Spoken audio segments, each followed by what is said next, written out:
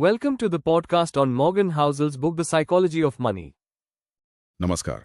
आज हम एक बहुत ही दिलचस्प किताब पर बात करने वाले हैं, मॉर्गन हाउसेल की द साइकोलॉजी ऑफ मनी। जी नमस्कार। ये किताब इस बारे में है कि पैसा ये सिर्फ नंबर और फॉर्मूले का खेल नहीं है। हाँ बिल्कुल, ये उससे कहीं ज्यादा हमारे दिमाग, हमारे व्यवहार, हमारी सोच से जुड़ा है। सही कहा।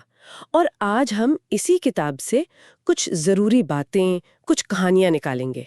कोशिश करेंगे कि पैसे के साथ जो हमारा रिश्ता है ना, उसे थोड़ा बेहतर समझ सकें, मतलब आंकड़ों से परे जाकर। और किताब का जो मेन आइडिया है वो यही है कि भाई पैसे के मामले में सफलता इस पर कम निर्भर करती है कि आप कितने स्मार्ट हैं, और इस पर ज्यादा कि आपका व्यवहार कैसा है।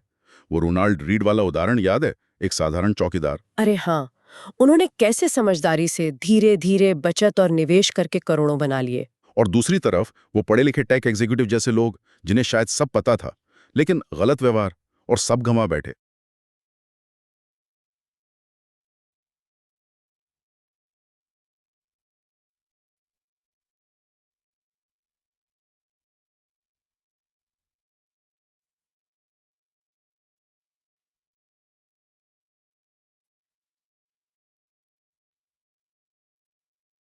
बिल्कुल। तो चलिए इसी व्यवहार के मनोविज्ञान में थोड़ा और गहरे उतरते हैं। पहला आइडिया जो किताब देती है वो है कोई पागल नहीं है। कोई पागल नहीं है। ये सुनने में थोड़ा अजीब सा है। क्या मतलब हुआ इसका? इसका मतलब ये है कि हर कोई पैसे से जुड़ा फैसला अपने तजुर्बे, अपने निजी अनुभव के आधार पर लेता है। हो सकता है वो फैसला किसी और को अजीब लगे, पर उस इंसान के लिए वो बिल्कुल तर्कसंगत होता है। अच्छा। जैसे सोचिए, किसी ने अपने जीवन में बहुत ज्यादा महंगाई देखी हो, तो वो शायद शेयर बाजार से डरेगा। उसे लगेगा कि बॉन्ड्स ज्यादा सुरक्षित हैं। है ना? हाँ, हो सकता है। और वहीं दूसरी तरफ, जिसने हमेशा बाजार को ऊपर जाते ही देखा है, वो शायद शेयरों में पैसा लगाने में ज्यादा सहज महसूस करेगा। तो कोई पागल नहीं है, बस सबके अनुभव अलग अलग हैं। हाँ, ये बात तो है। किताब में भी वो लॉटरी टिकट खरीदने वाले का तर्क था कि हम एक सपना खरीद रहे हैं। हाँ बिल्कुल। या फिर वो फॉक्सकॉन वर्कर की बात कि फैक्ट्री का काम शायद कुछ और विकल्पों से बेहतर है। ये उनके अपने हालात में लिए गए फैसले हैं। और ये भी सोचने वाली बात है कि रिटायरमेंट प्लानिंग या अमेरिका की 401k स्कीम्स, स्टूडेंट लोन, ये सब चीजें इतिहास में कितनी नई हैं। हाँ, मतलब हम सब अभी सीख ही रहे हैं इनके साथ जीना। सही कहा, हम सब एक तरह से नए खिलाड़ी हैं इस खेल में। और इसी सीखने की प्रक्रिया में एक और चीज है जिसे हम अक्सर नजरअंदाज कर देते हैं, किस्मत और जोखिम, लक एंड रिस्क। किस्मत और जोखिम, हाँ। बिल गेट्स वाला उदाहरण तो कमाल का है। वो दुनिया के उन गिने चुने स्कूलों में से एक में थे जहां 1968 में कंप्यूटर था। ये तो किस्मत ही थी, है ना? बिल्कुल सरासर किस्मत। लेकिन फिर उनका वो दोस्त केंट एवांस बहुत प्रतिभाशाली था। हाँ, और पहाड़ चढ़ते हुए एक हादसा, और वो अपना पोटेंशियल पूरा ही नहीं कर पाया। ये जोखिम था। तो ये मान लेना कि सफलता सिर्फ मेहनत का नतीजा है या असफलता सिर्फ आलस का, ये अधूरा सच है। किस्मत और जोखिम ये दोनों बहुत बड़ी भूमिका निभाते हैं, पर दिखते नहीं हैं। जैसे वो कॉर्नेलियस वैंडरबिल्ट या रॉकफेलर के उदाहरण, उन्होंने कई बार नियम तोड़े, बड़े जोखिम लिए। हाँ, और वो कामयाब हो गए तो साहसी कहलाए। अगर फेल हो जाते तो लोग कहते लापरवाह थे। सफलता और असफलता के बीच की रेखा कई बार बहुत पतली होती है, और ये बाद में ही पता चलता है। तो फिर इसका मतलब क्या ये है कि हमें वॉरेन बफे जैसे सफल लोगों से सीखना ही बंद कर देना चाहिए, क्योंकि उनकी सफलता में किस्मत का भी हाथ हो सकता है? नहीं नहीं, सीखना तो चाहिए, बिल्कुल सीखना चाहिए, लेकिन आंख बंद करके नकल नहीं करनी चाहिए। देखिए, किसी एक इंसान की सफलता के पीछे के सारे कारण दोहराना नामुमकिन है, खासकर किस्मत को। तो बेहतर यह है कि हम व्यापक सिद्धांत देखें, वो बातें जो ज्यादातर लोगों के लिए काम करती हैं, ज्यादातर समय। सिर्फ किसी एक व्यक्ति की कहानी पर ही ना टिके रहें। सही बात है।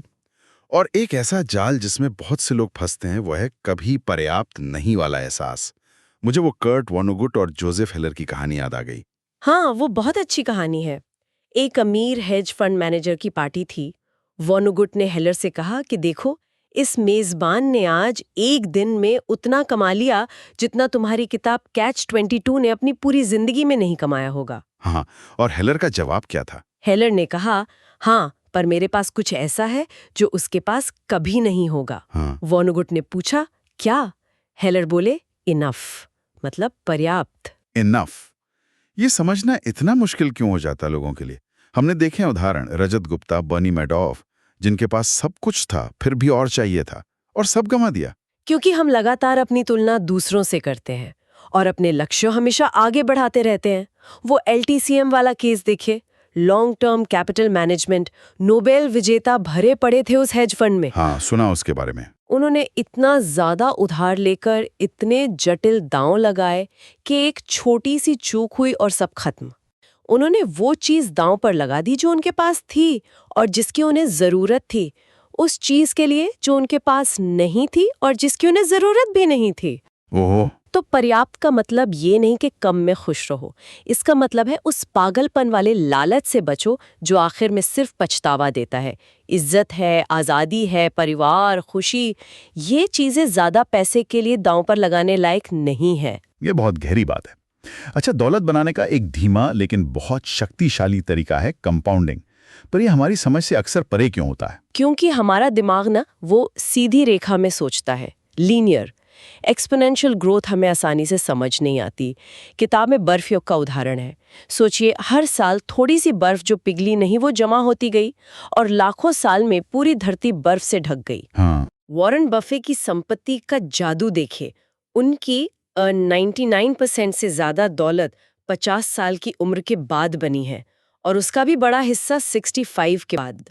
सच में 99%? ये तो अविश्वसनीय है। जी, ये रातों रात नहीं हुआ, ये दशकों का धैर्य है, लगातार निवेश करते रहने का नतीजा है। बफे की तुलना अक्सर जिम साइमन से होती है। साइमंस ने शायद सबसे ज्यादा सालाना रिटर्न कमाया है, लेकिन बफे फिर भी ज्यादा अमीर हैं क्योंकि उन्होंने बहुत पहले शुरू किया और टिके रहे। बिल्कुल। तो मतलब ये हुआ कि लगातार मिलने वाला एक ठीक-ठाक सा रिटर्न भी उस बेहतरीन रिटर्न से अच्छा हो सकता है जिसे आप लंबे समय तक बनाए नहीं रख सकते। बिल्कुल सही।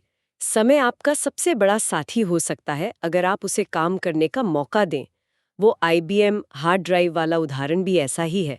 स्टोरेज कैपेसिटी दशकों तक धीरे धीरे बढ़ी, फिर अचानक विस्फोटक तरीके से। कंपाउंडिंग ऐसे ही चुपचाप काम करती है। और यहीं पे शायद वो अगला पॉइंट आता है, अमीर बनना एक बात है और अमीर बने रहना बिल्कुल दूसरी। हाँ। जीसी लिवरमोर की कहानी 1929 के क्रैश में शॉर्ट सेलिंग करके, मतलब बाजार गिरने पर पैसा बनाकर वो अरबपति बन गए थे। लेकिन बाद में सब गवा दिया। अमीर बने रहने के लिए अक्सर अलग तरह के गुण चाहिए। सिर्फ आशावादी होना काफी नहीं है। थोड़ी विनम्रता चाहिए और थोड़ी सी सतर्कता, एक तरह का पैरानोया कि जो कमाया है वो जा भी सकता है। सिकोया कैपिटल वाले माइकल मोरित्ज का जिक्र है किताब में। वो अपनी सफलता का श्रेय इसी डर को देते हैं कि कल कुछ भी गलत हो सकता है। जी, और इसके लिए थोड़ी मितव्ययता भी जरूरी है, मतलब जरूरत से ज्यादा खर्च न करना। बफे के एक पार्टनर थे रिक गेरिन। उनकी कहानी भी यही बताती है। वो भी उतने ही होशियार थे, पर उन्हें जल्दी अमीर बनना था। हाँ, उन्होंने मार्जिन पर उधार लेकर निवेश किया था। और जब मंदी आई तो सब बर्बाद हो गया। सही, सबसे जरूरी है टिके रहना, सर्वाइवल। अगर आप खेल में बने ही नहीं रहेंगे तो कंपाउंडिंग अपना जादू कैसे दिखाएगी? इसके लिए वो बारबेल व्यक्तित्व वाली बात कही गई है। भविष्य को लेकर उम्मीद रखो, लेकिन रास्ते में आने वाले खतरों से हमेशा सावधान रहो। और जब सफलता मिलती भी है तो वो अक्सर कुछ गिनी चुनी बड़ी जीतों से आती है। किताब इसे कहती है टेल्स यू विन। हाँ, ये वेंचर कैपिटल में बहुत साफ दिखता है। जो लोग नई कंपनियों में पैसा लगाते हैं उनके ज्यादातर निवेश डूब जाते हैं, लेकिन कुछ एक इतने कामयाब होते हैं कि सारे नुकसान की भरपाई कर देते हैं और भारी मुनाफा भी। अच्छा। वो कला डीलर हेंस बर्गरेन का उदाहरण है। उन्होंने हजारों पेंटिंग्स खरीदी, पर उनकी ज्यादातर दौलत पिकासो, ओटली जैसे कुछ ही मास्टर्स की कलाकृतियों से बनी। या वॉल्ट डिज्नी। हाँ, स्नो वाइट। उसकी सफलता ने उनके सैकड़ों असफल कार्टून्स के नुकसान को ढक दिया था। बिल्कुल, बाजार का डेटा भी यही दिखाता है। वो रसल 3000 इंडेक्स है अमेरिका का। हाँ, लगभग 3000 कंपनियां उसमें। उसमें ज्यादातर रिटर्न बस मुट्ठी भर कंपनियों से आता है, जबकि बहुत सी कंपनियां तो डूब जाती हैं। अमेज़न का फायर फोन फ्लॉप हो गया था बुरी तरह, पर AWS, उनकी क्लाउड सर्विस, उसने तो कंपनी को कहां से कहां पहुंचा दिया। सही। तो इसका मतलब ये है कि हमें कई छोटे छोटे नुकसान सहने के लिए तैयार रहना होगा, कुछ बड़ी सफलताओं की उम्मीद में। पीटर लिंच का वो कोट याद है, अगर आप इस बिजनेस में शानदार हैं तो आप 10 में से 6 बार सही होते हैं। हाँ, और नेपोलियन ने कहा था जीनियस वो है जो औसत काम तब कर सकता है जब बाकी सब घबराए हुए हों। मतलब जब हालात खराब हों तब शांत रहना, टिके रहना, यही जीत दिलाता है, क्योंकि अंत में कुछ बड़े टेल्स ही नतीजे तय करते हैं। ठीक है, तो ये सब क्यों? पैसा क्यों कमाना है? किताब कहती है सबसे बड़ा कारण है स्वतंत्रता, फ्रीडम। हाँ, वो एंगस कैम्बल का शोध है। वो यही दिखाता है कि खुशी का सबसे बड़ा निर्धारक आपकी कमाई या आपका रुतबा नहीं है, बल्कि ये एहसास है कि आपकी जिंदगी आपके नियंत्रण में है। मुझे अपनी एक पुरानी इंटर्नशिप याद आ गई। काम तो मज़ेदार था, पर मेरे समय पर मेरा बिल्कुल नियंत्रण नहीं था। कब आना है, कब जाना है, वीकेंड पर काम, सब बॉस तय करते थे।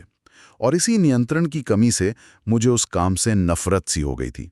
बिल्कुल। डेरेक सिवर्स की कहानी भी यही बताती है। सिर्फ $12,000 की बचत थी उनके पास। हाँ, 22 साल की उम्र में। उसी से उन्हें नौकरी छोड़कर म्यूजिशियन बनने की आज़ादी मिल गई। पैसा बहुत ज़्यादा नहीं था, पर उसने उन्हें अपने समय पर नियंत्रण दे दिया। और किताब के अनुसार यही पैसे का सबसे बड़ा फायदा है, अपने समय को अपनी मर्जी से इस्तेमाल करने की क्षमता। अमेरिका में औसत संपत्ति तो बड़ी है, पर लोगों की खुशी का स्तर उतना नहीं बढ़ा। शायद इसीलिए कि ज्यादा चीजें खरीदने के चक्कर में हमने अपना समय बेच दिया। हो सकता है वो कार्ल पिलेमर के बुजुर्गों वाले इंटरव्यूज भी यही कहते हैं। जिंदगी के आखिर में दोस्ती, किसी बड़े मकसद का हिस्सा होना, बच्चों के साथ समय बिताना, ये चीजें ज्यादा मायने रखती हैं। तो पैसा सीधे खुशी नहीं खरीद सकता, पर वो आपको अपने समय पर नियंत्रण खरीदने में मदद कर सकता है। और वो शायद खुशी का एक जरूरी हिस्सा है। बिल्कुल। अच्छा, अब एक और बड़ा दिलचस्प कॉन्सेप्ट है man in the car paradox. मतलब हम सोचते हैं कि महंगी कार चलाएंगे तो लोग हमारी तारीफ करेंगे, पर असल में लोग उस कार की तारीफ करते हैं, या फिर वो सोचते हैं काश ये कार मेरे पास होती। वो ड्राइवर के बारे में शायद ही सोचते हैं। हाँ, मैंने वैलेट पार्किंग में काम करते हुए ये महसूस किया था। जब कोई महंगी कार आती थी तो उसे चलाने में मजा आता था, पर दिमाग में यही आता था कि काश ये मेरी होती। उस मालिक के लिए कोई खास इज्जत नहीं आती थी। लोग आपकी चीजों से प्रभावित होते हैं, आपसे नहीं। बिल्कुल। और यहीं पर अमीर और दौलतमंद का फर्क समझना जरूरी हो जाता है। हाँ, ये क्या फर्क है? अमीर होना आपकी अभी की कमाई दिखाता है।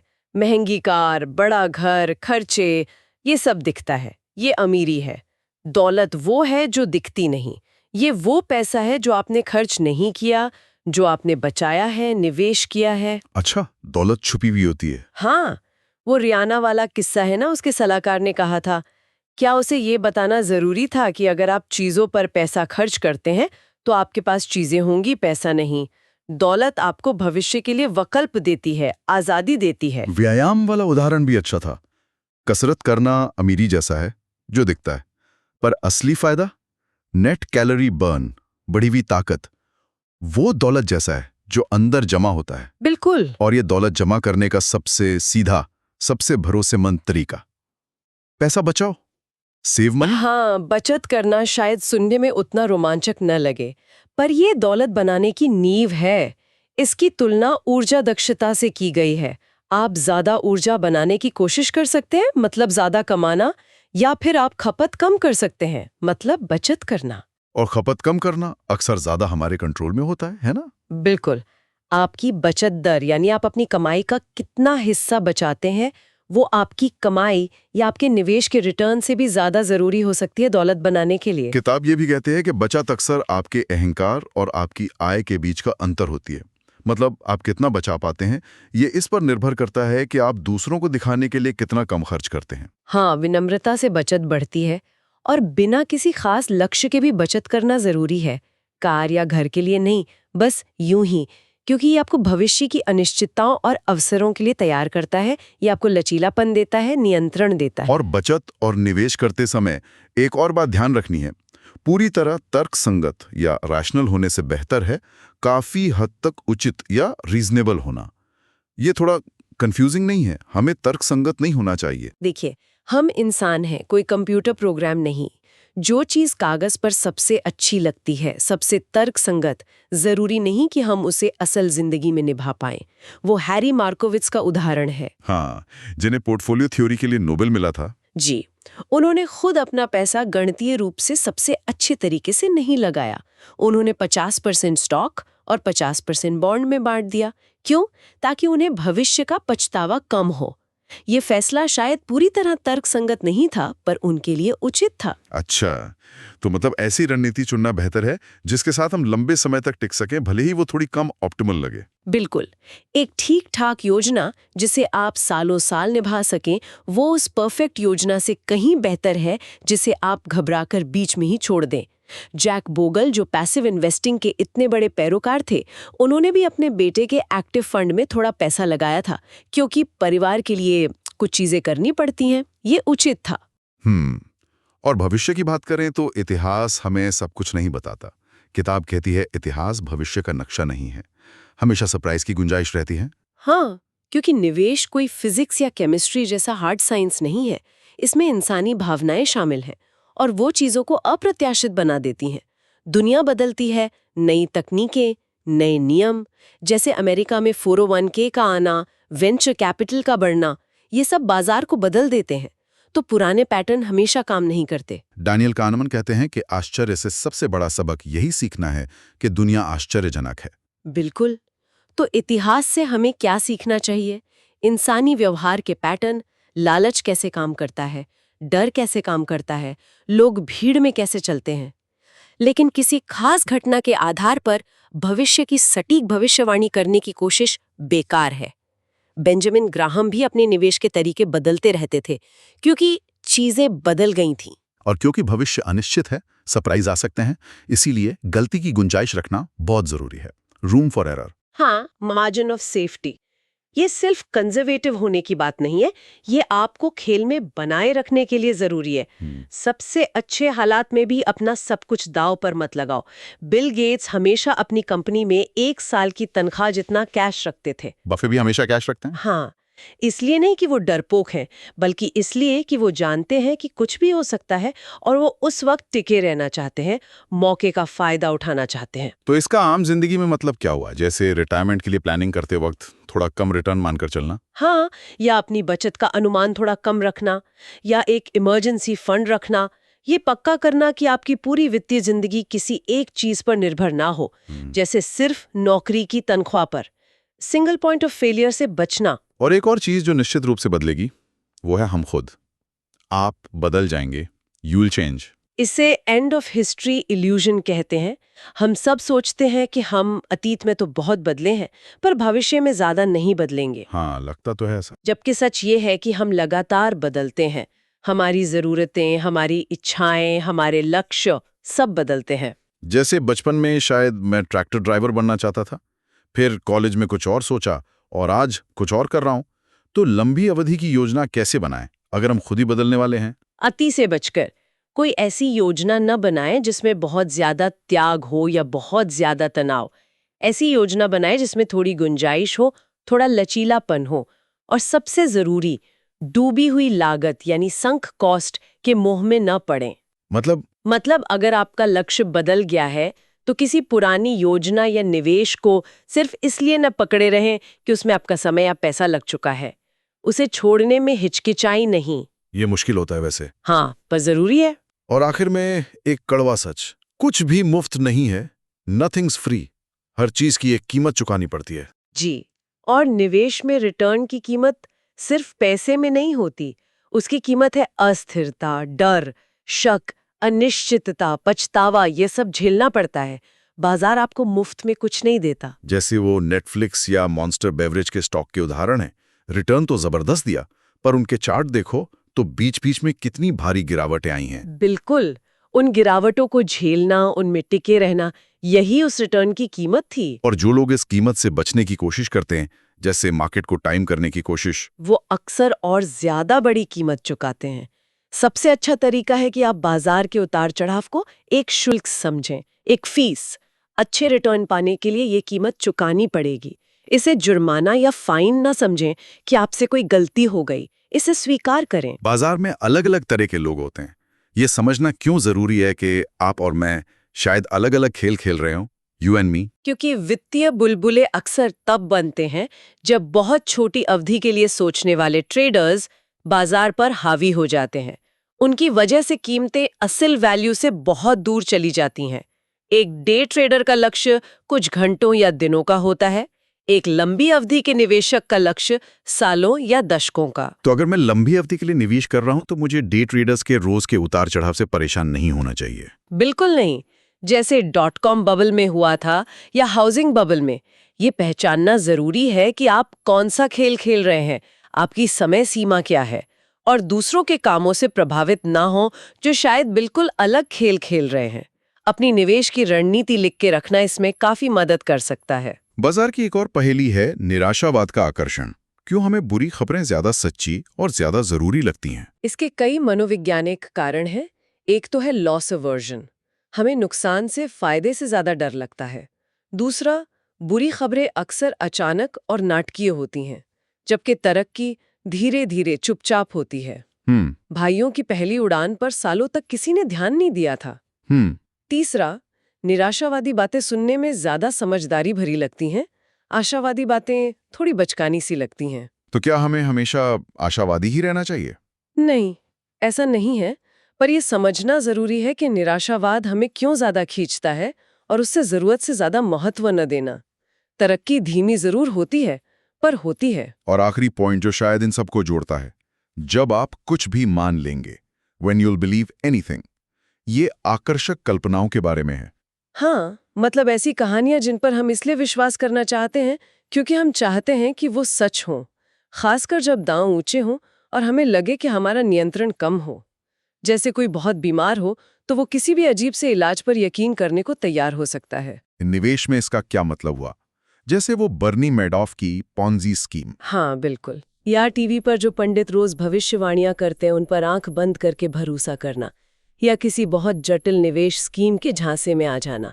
देखिए, हम सब दुनिया को समझने के लिए अपने मन में कहानियां बनाते हैं, और अक्सर हम उन कहानियों को चुन लेते हैं जो हमें अच्छी लगती हैं, जो हमारी उम्मीदों से मेल खाती हैं, भले ही वो सच ना हो। हमें अपनी समझ की सीमाओं को पहचानना चाहिए। तो इन सभी विचारों को अगर हम समेटें तो मुख्य संदेश क्या निकल कर आता है? देखिए, सबसे पहले तो विनम्रता, सफलता में किस्मत का हाथ माने और असफलता में जोखिम का।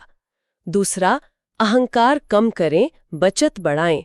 याद रखें, असली दौलत वो है जो दिखती नहीं।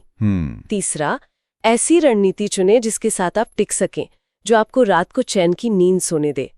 उचित बने, जरूरी नहीं कि हर कदम पर पूरी तरह तर्कसंगत हो। चौथा, समय की ताकत को समझें, कंपाउंडिंग को अपना काम करने दें। सही। पांचवां, गलतियों और आश्चर्य के लिए हमेशा तैयार रहें, गलती की गुंजाइश रखें, मार्जिन ऑफ सेफ्टी। छठा, पैसे का इस्तेमाल अपनी जिंदगी पर नियंत्रण पाने के लिए करें, अपनी स्वतंत्रता खरीदने के लिए। सातवां, कम दिखावा, ज्यादा बचत। आठवां, बाजार के उतार चढ़ाव को एक जरूरी शुल्क समझें, जुर्माना नहीं। नौवां, ये जानें कि आप कौन सा खेल खेल रहे हैं। और 10वां, ये स्वीकार करें कि आप बदलेंगे और अपनी योजनाओं में हमेशा लचीलापन रखें। ये वाकई पैसे के मनोविज्ञान पर एक बहुत ही मानवीय और व्यवहारिक नजरिया है। ये साफ है कि कोई एक सही जवाब सबके लिए नहीं है, क्योंकि हम सब अलग हैं। बिल्कुल। तो शायद सुनने वालों के लिए हम एक सवाल छोड़ सकते हैं। आज की इस पूरी बातचीत के बाद जरा सोचें, आप अपने पैसे के साथ असल में कौन सा खेल खेल रहे हैं? और क्या कोई ऐसी आकर्षक कल्पना है, कोई ऐसी कहानी जिस पर आप अनजाने में ही सही जरूरत से ज्यादा विश्वास तो नहीं कर रहे? ये सोचने वाली बात है। इस गहरे विश्लेषण में हमारे साथ शामिल होने के लिए बहुत बहुत धन्यवाद। उम्मीद है आपको अपने वित्तीय जीवन के बारे में कुछ नया सोचने को मिला होगा। जल्दी फिर मिलेंगे एक और विषय के साथ। If you like the podcast, please like, share and subscribe.